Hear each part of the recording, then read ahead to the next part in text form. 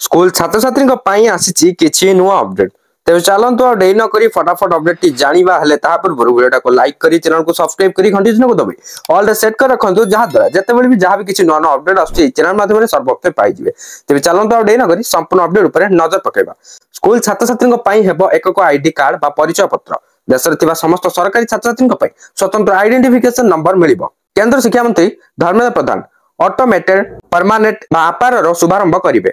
एने नुआ दिल्ली दि अशोक चाणक्यपुरी रे एक स्वतंत्र कार्यक्रम होइतिला।